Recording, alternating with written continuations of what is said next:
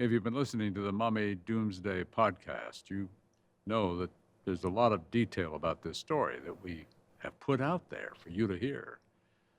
But you may not know that there's a good deal more story you're going to want to hear about. And that is the subject of our Dateline show. There's been a clear and alarming pattern in the defendant's life. Of course, we know now what happened to her children, Tylee and JJ, and the horrible truth about where they were all those months after they were reported missing. Letting family members just twist in the wind, knowing your children are dead in someone's backyard. It's inconceivable. Lori has not been charged with murdering her children, but she is certainly under investigation for murder. And we've spent months now tracing her path of heartbreak, hearing the stories, many for the first time, of the other people who've died after crossing paths with Lori. Shane Bishop, who's producing that show, is here with us now. Shane, what do we got in here? Well, I think the main headlines in this new show are our interview, first ever interview anywhere with Tammy's family. I think I wore them down after 10 or 12 trips to their doorstep, and they finally said yes, and they'll tell us for the first time about conversations with Chad when Tammy died. They'll tell us about conversations with how Chad told them that he had remarried. He says, I have something I need to tell you, but don't tell anybody. I got married while I was in Hawaii. I sat there for a good 5 seconds and I said, excuse me, you did what? And he says, I got married while I was in Hawaii. What was it like to hear that? It was shocking, because at that point, Tammy had only been gone for a month. It didn't make sense to me, and obviously I was really upset. The other headline really comes from Lori's background back in Austin, Texas, back in 2007. That is absolutely fascinating. I mean, the backstory, if I can use that terminology, of her marriage to Joe Ryan, the one with Charles Wellow too. But, when you hear a person's history, it all begins to fall into place a little more. And those things which you simply cannot possibly understand, or at least a little more comprehensible.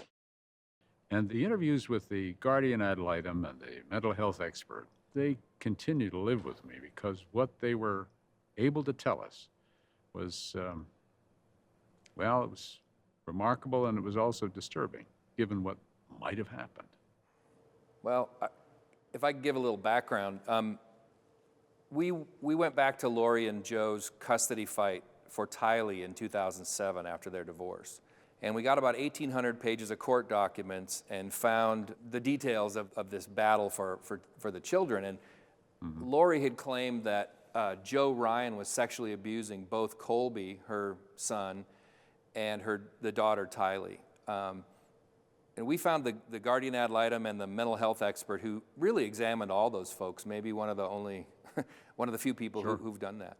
And they both came to some pretty startling conclusions about Lori back then that weren't listened to. In fact, both experts believe both Tylee and Colby were manipulated by Lori.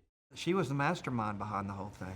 Lori absolutely matches much of the criteria for an offending, falsely accusing mother. When we called them, they immediately picked up the phone and said, oh yeah, we'll talk to you.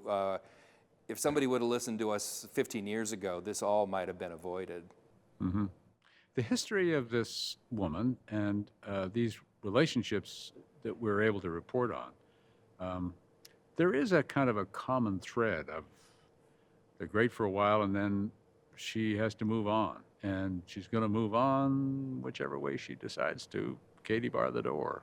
Yeah, and anybody who crosses her gets the full treatment. There's kind of it seemed almost a little bit of a playbook that Lori used for the past 15 years against husbands who displeased her or didn't go along with her. And I guess the ability to declare somebody to be, a demon or a zombie, and declare that that person really had to die in order to find their proper spirit or whatever it was a kind of a convenient way to do that, moving on to to the next thing, whatever it might happen to be. You know, without, of course, knowing exactly what's happened in this latest case, but there didn't seem to be any incentive for them to change or for her to change because, like, we did a deep dive on Joe Ryan's death, her third husband, and we have this secretly recorded audio tape that's not been heard much, where Lori said she wanted to murder him, she wanted to kill him. I was going to murder him. I was going to kill him, like the scriptures say, and I just felt I couldn't take it anymore. But Lori also said on the tape that she decided not to go through with murdering Joe, that instead, she dedicated her life to going to the LDS temple. I don't want to do anything that's wrong. I did not have a murderous heart. I just wanted to stop the bleeding and stop the pain. It's pretty blockbuster stuff. Now, by the time we heard that, Joe had already been dead for 6 months, but she's gone to some weird places, and that death also paid off for her, just like Charles's would have if he hadn't switched the beneficiary of his life insurance policy.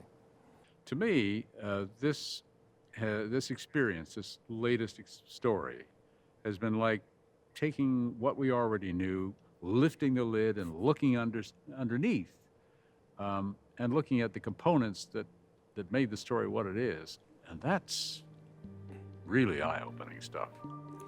We keep finding new angles. We keep finding, I mean, you and I have been at this a long time, but when our jaws drop regularly, it's a pretty weird story. The chart-topping podcast from Dateline is now a true crime television event with more of this extraordinary story, much more. Watch Friday at 9/8 Central, only on NBC.